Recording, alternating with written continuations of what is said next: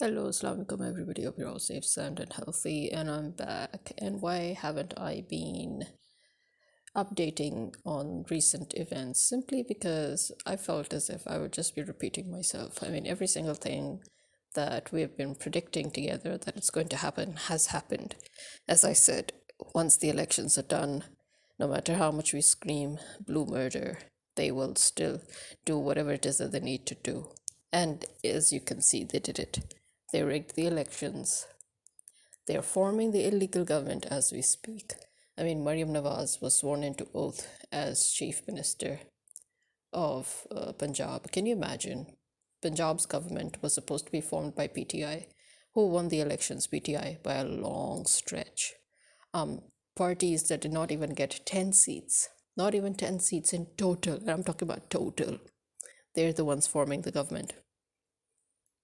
What does that tell you? It tells you that no matter what we say, no matter what we do, they're just going to get away with it, like Bangladesh, as I said earlier, once in or twice in my episodes before. Yes, people are predicting that, it won't even last a year, but we don't know. Will it last a year? Sometimes even a year is enough to do enough damage, as these past 2 years have already proven. And why is all this happening? Why do they think they can get away with it? Because they've been getting away with it and with everything else for the past 50, 60 years. That's why they feel that, they're invincible. They feel that nobody can touch them. Yes, protests are still going on. People are not happy because, as I said before, they're dealing with the wrong generation this time. They're dealing with our generation. They're dealing with the generation after us. We are very different from the previous generations. We are not compromised. We don't tolerate. We don't endure. We are very bitter. We have gone through too much. We're not forgiving. But still, this is going to be a struggle. And why? Because, as you can see, even though they have tried their level best to do anything and everything they could to snub Imran Khan, they failed. If anything, he just became a legend again, all over again. He's an icon. He's a world figure, He's somebody who even the Western countries followed. I mean, if anything else, his tenure and during COVID proved that he kept on setting precedents, and all over the world countries kept following him, even countries that thought that they were the ones who would be setting precedents. They started following him. And I think this is what scared America and UK, obviously. So here we are, exactly where the US and the UK want us to be. And even though, as I said, we have Ro Khanna, who took to TikTok and very openly, well, thank you very much, very openly talked about what is happening to Imran Khan, what's happening in the country, and how he said that the US government should not accept an illegal government. They should not accept, any of this situation, that they should, you know, ensure that Pakistan gets the government that Pakistan elected for. But you see, even, Ilhan Omar and all the other representatives as well as senators, they've been, talking about this. But here, let's face the facts. It is their own government that is behind all of this. It is American government that engineered this whole situation. It is the British government that engineered this whole situation. And, with what face is America going to talk about human rights and about what's going on in Pakistan and about the illegal government in Pakistan when the US, the UK, and Israel, in their own partnership, are right now doing the exact same thing in Palestine? You know, basically, they themselves are exposed. So, do you honestly think that the American government is going to even care to talk, even if it's election year?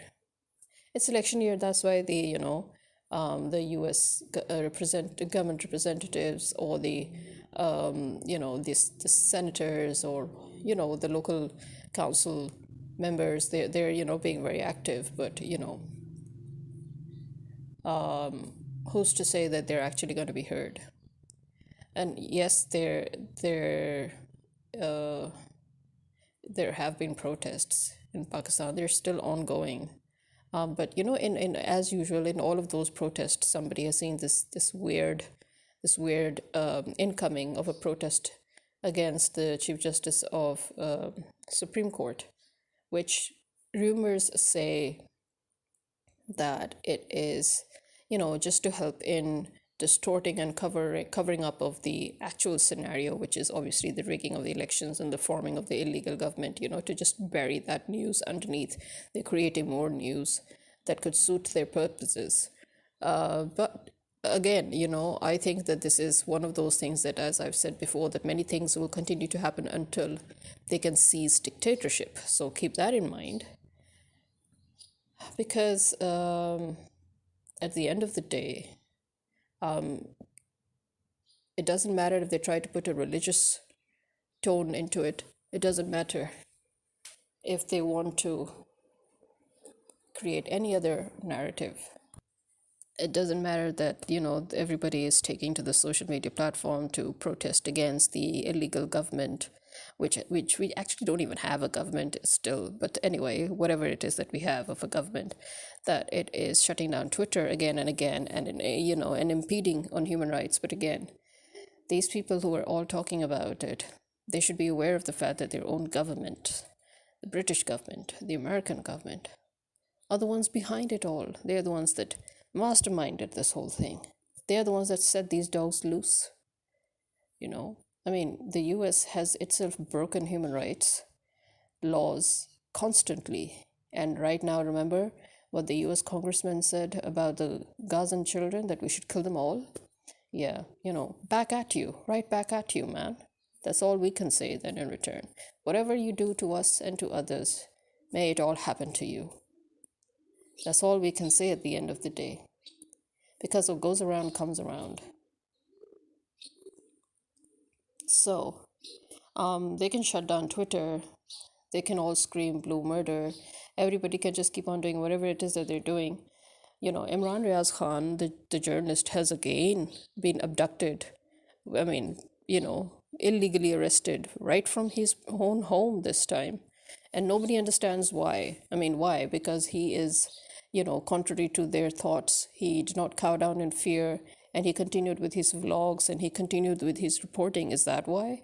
Nobody knows, seriously. And why do you need to arrest him now? You're already forming your government. Everybody's screaming, who will you arrest? You will arrest the whole of Pakistan? Listen, you have a problem with Pakistan, you leave. This is something I've said a million times. If you have a problem with Pakistan, go leave, go to America, go lick the boots of your masters in their own country. Why are you hijacking our country? Obviously, because America wants our country. Again, there you are, you know. So, a mockery of Pakistan's very identity is being made. This proves my point about treason. It proves my point about America. It proves my point about UK.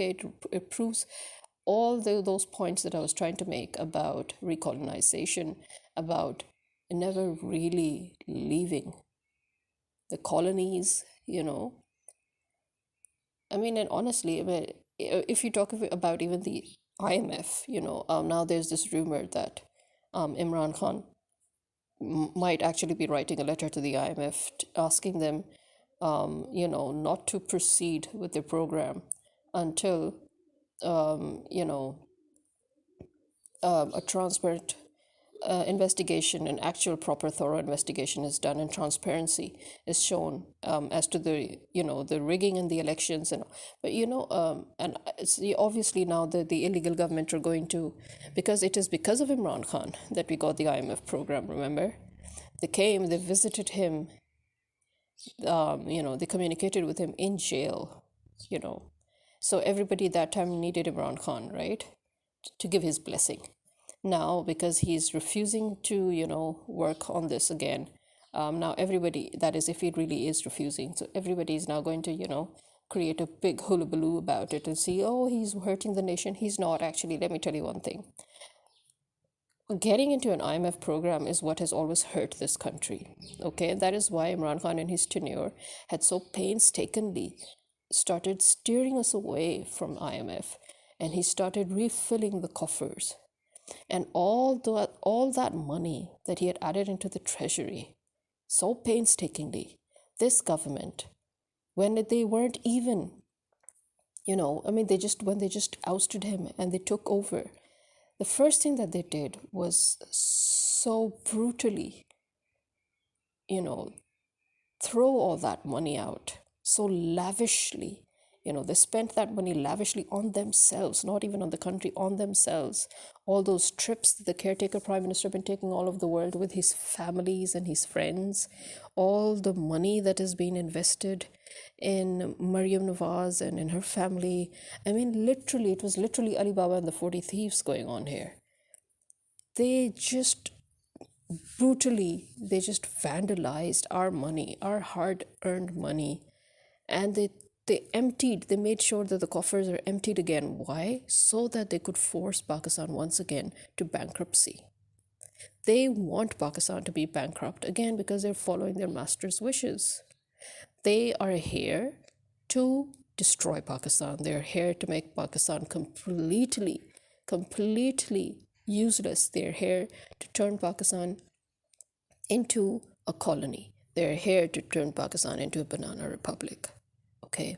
And they are still doing that. It wasn't enough that they emptied the coffers and forced us back into the IMF program. Now they're going to force the IMF. And remember, as I said before, the IMF is detrimental to our country. It's not detrimental to the Sharif family, to Zardari family, to all those hungry dogs that are basically just waiting with their hands out, begging, because all that money is going to go to them. Not a single cent has ever been invested in Pakistan, and that is a fact. And even IMF knows that, but IMF was forced to give them the money by the American government, because again, remember, to the American government, it's extremely important that Pakistan remains in this situation where Pakistan cannot stand on its own two legs. Then only can Pakistan be controlled. And anybody who will work for the sovereignty of Pakistan, anybody who will work to keep Pakistan together, to keep Pakistan on its own 2 feet, that is the American enemy, that is the British enemy. And so that person needs to go. That's what happened to Imran Khan. What happened to Bhutto before that? What happened to Liaquat Ali Khan? What happened to Muhammad Ali Jinnah? What happened to Fatma Jinnah? And every single time, as you can see, who needs to, who needs enemies abroad, sitting abroad, when your own people can be used against you? This is something also that I've said over and over again, that you can only conquer a country, you can only defeat a country when that country has traitors within that can be sold out, that can sell their souls, they can sell their country, they can sell their conscience, they can sell their faith. So we're dealing with faithless people. We're dealing with people who don't believe in a God. They don't believe in the hereafter. They don't believe in any such thing. They just believe in their own soul benefit. Even if they're dying with one foot in the grave, they will do anything and everything to feed their corrupt needs. And this is the the kind of shameless people that we have. Just look at the height of their shamelessness, of the state managers, of Bilawal, Zardari, Nawaz, Shabazz, Maryam, who have literally raped this country. Their families, their people, the army, the establishment, they have raped this country for decades. And because this country allowed them to rape it in silence, this is why now they've brought their children, Bilawal and Maryam Nawaz, and they've brought them now ahead to partake of it. And now they've again started, they've continued with their gang raping ritual, in which they're now so shameless that in this whole rape scenario, they're actually making a video.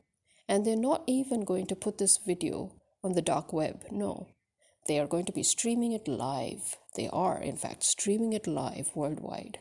And because their godfather, the USA, with its partners, the UK and Israel, they've also come out with, and they're having their own scenario, their own gang rape video of Palestine, and the world is just standing at a safe distance, screaming instead of actively putting a stop to this outrage.